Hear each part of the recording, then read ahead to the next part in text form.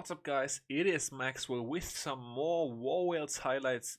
Today, taking a look back at the recent Potluck spin that we had. So let's jump right into that.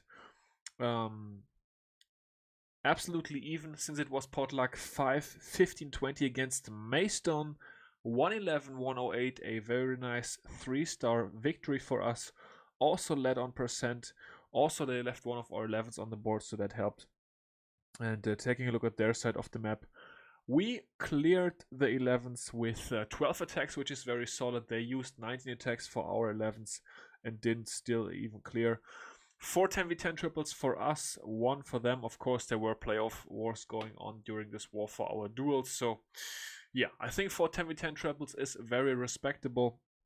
And yeah, overall a very solid war. Unfortunately, though, maintenance break hit us in the middle of war, so quite a few replays were wiped here. But I still have a couple for you guys. But it's gonna be a short recap. But anyways, it's gonna be a nice one. So let's check it out. We're gonna start things off, a very special one actually today, guys. We're gonna start things off with Grinch, who has been attacking base number 1 and is actually using a plan that Bliss worked out, and then I sort of compromised for him.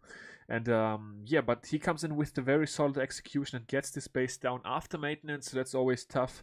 The previous replay was wiped, of course, but still a very nice execution, and he was absolutely able to smash it.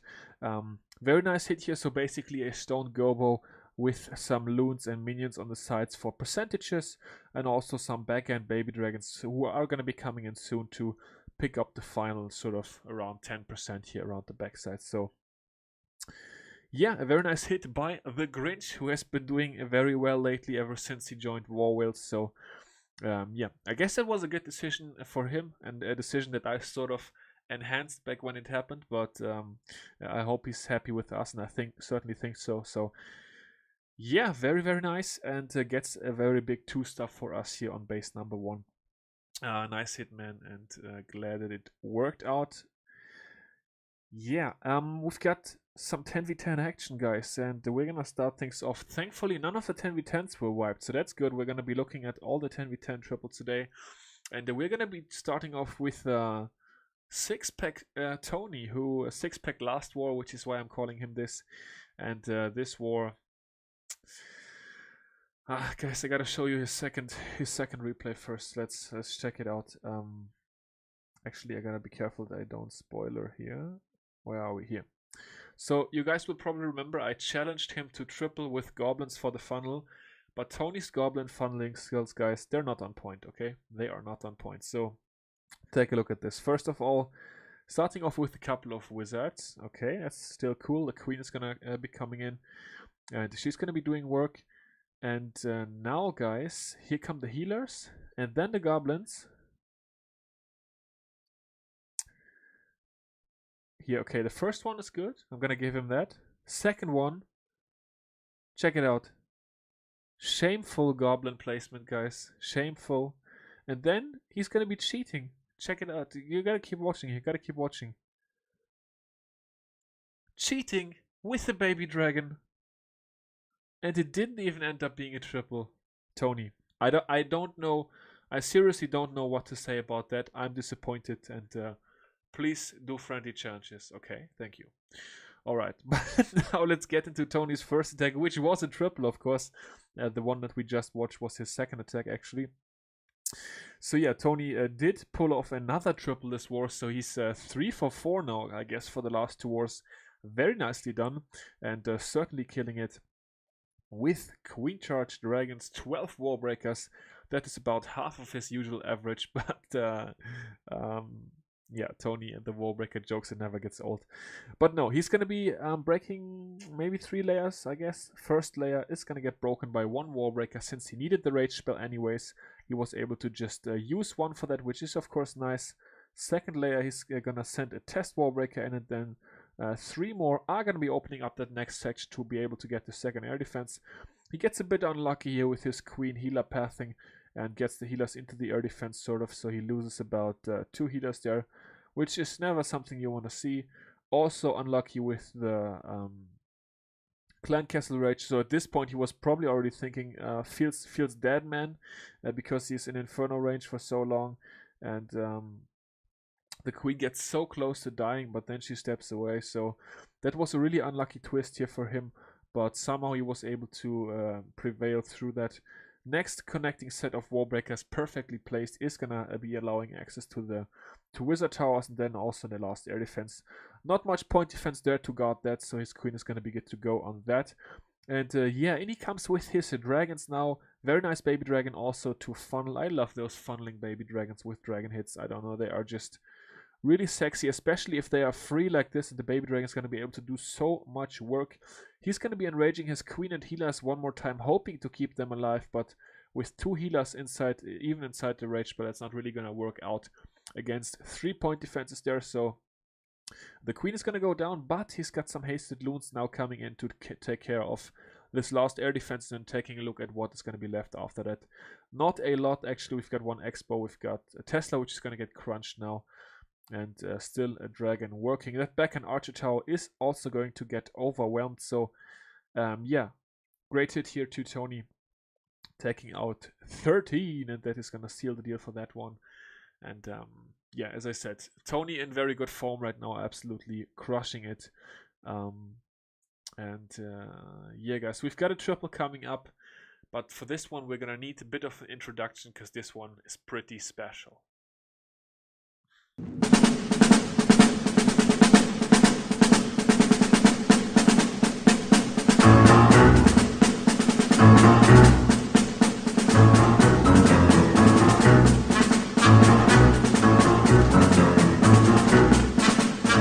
Sergeant Hugo Stiglitz.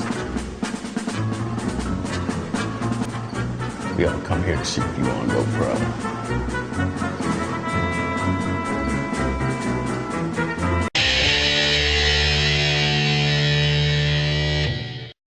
So here we go, guys.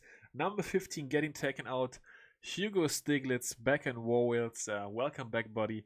Definitely nice to have you back on board. Of course, last time he was a member, I wasn't here yet, but so it's the first time actually that he and I are going to be clashing together, but should be a lot of fun. We're all looking forward to it.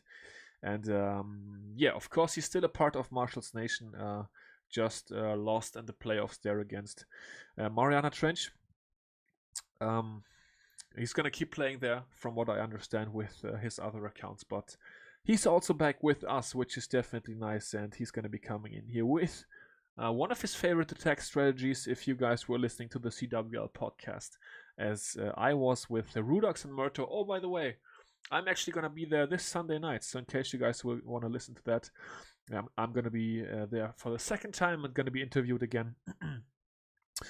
So Sunday night's going to be a very late night for me again, like last time, but that's okay. They are doing awesome work there. So in case you don't know the official CWL podcast, definitely look it up and check it out, guys, because that is awesome, as I already said. And Hugo was on there along with Fabian from DLZ last weekend. So yeah, if you were listening to that, you were able to learn that Sui Lalo is definitely one of Hugo's favorite attack strategies, and that's what he was able to apply here. And yeah, absolute overkill on this base, as you guys will see in a minute. He smashed it. 3 spells left for this backhand. Doesn't bode well for this base, and decided to use them all and to make this one very safe. And take a look at this overkill, guys. Feels good, man. Our French 10v10 monster is back, and he's looking to pounce some more in the upcoming wars, of course. So yeah, very nice, very nice. Hugo, hashtag Hugo is back in the comments, please, or Hugo Stiglitz, whatever you want to do. Yeah. Up next, 16, and would you know it, guys? Jason coming in with Lalo. This actually an attack that sort of a weird base. Hound CC, full air skellies, and then these sketchy backhand wizard towers here. An attack that he tweaked from Yo-Yo, who was doing this, and he's it's a pretty funny one actually. Of course, Jason usually uses Bewitch a lot, and this time he went Lalo, And the way he approaches is actually pretty funny. He's gonna straight up sort of spam everything with 4 hounds here behind it and a bunch of rage bets. Pretty funny stuff. Here we go. It's okay. By the way, guys, it is okay if I laugh about this because he was laughing about it in clan chat after he tripled, so it's all good. So yeah, comes in with a double rage spell here. The balloons absolutely smashing through the defenses. One heal spell left. Is gonna be using that in the middle here. To keep those loons alive as long as possible against the wizard towers. And yeah, the loons are smashing their way through. They're gonna be able to outlast the wizard towers, although there was quite a few red bombs back end and all that good stuff. But yeah, very nice hit, of course, to Jason. He almost gets a 10v10 every war. He must have a pretty OP hit rate as well. I'm gonna have to check back on that to confirm, but yeah, Jason is also smashing it. He's not the loudest. He tends to get a nice cleanup also. Jason, Jesus, what were you doing? He didn't have any minions. Jason, we're gonna have to have a word about that.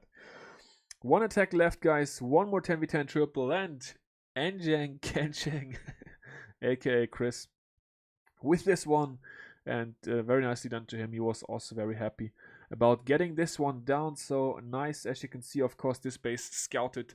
Troll Tesla has the balloon ready for that, is going to be taking it out, no problemo whatsoever. The baby dragon is going to be doing work for the funnel here at the bottom. The bowler has already been bouncing down a mortar. Two wizards actually are going to take out another mortar, and these guys also once again running some rather strange defensive clan castle choices. A lot of damage you see. A lot of golems, some hounds mixed in there, but not really all that many hounds. So interesting stuff for sure. And Chris is going to be doing the DLZ entry here, aka some raged wallbreakers with the Gobo kill squad. And since it is a golem, he has decided to send the queen in as well. And the queen is going to be doing work there and taking out the golem, of course, which is kind of important for a hog attack. So 26 hogs left plus 7 more on the clan castle. That makes 33, which he's going to be applying on this base. And yeah, very fast, smart first hog here. Offsets the giant bomb actually, so he's already got one out of the way. Of course, he's already taken out a bomb tower as well with his kill squad, so that helps out. And yeah, so nice hog drop, very heavy. Of course, in the beginning, one more giant bomb on the outside there, which he also sort of pre-triggered with a couple of hoggies. Skeleton spell coming in for some distraction, and the queen inside the middle of the base. So overpowered, guys. That's why you always have to make a trade. So either you do golem CC and you defend against mass miners, but then you allow for queen inside the kill squad, or you go hound CC, eliminate the queen, and make yourself more vulnerable to mass miners. It's always a trade-off. And Chris with the swag free spell here has some cleanup down, not all that much cleanup, so you would have liked to see a couple more archers on these builder huts at least, but it's gonna work out. He's gonna have plenty of time to take this one out, so nice hog split as well. Swag freeze in the back. Where is he gonna be swagging the freeze, guys? We're gonna have to be watching that. So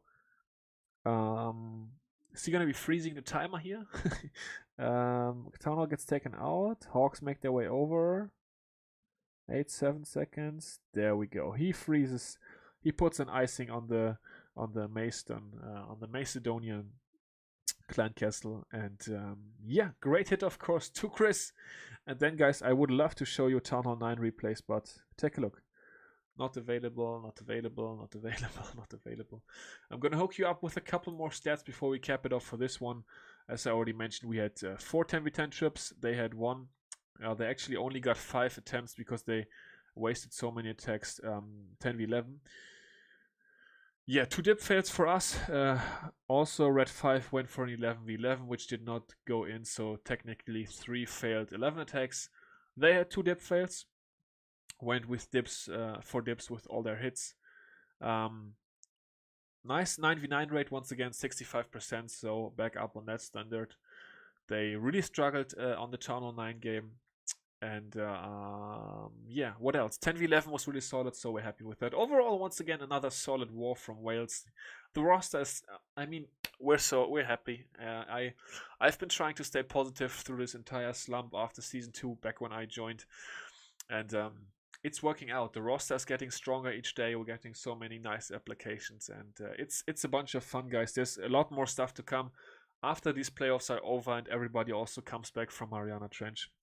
It's gonna be real fun here. There's awesome wars coming up. Right now we also have an awesome match. One Hive 2.0 randomly spun into those guys. Of course, they are done. Are they done in CWL? Ooh, I don't want to say anything wrong now. Let's see. Let's check real quick. War match leagues 33. Oh yeah, they are done. Okay, that's what I thought, but I wasn't quite sure. Nice season. They were very solid. I think. Oh yeah, they went out against Clantanamo Bay in a maybe a little bit surprising result, but Clantanamo Bay, I heard on the podcast, very well prepared for the last war. Anyways, One Hive 2.0 random should be a great one.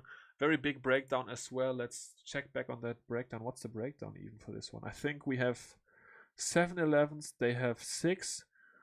Oh, Matty is over there as well. Interesting. But they have 4 more 10s, I think. We have 10s until 21. Yeah, they have 4 more 10s. But yeah, anyway, should be a fun war, guys. Content on that coming up, of course. And until that time, I will see you all later. Peace out.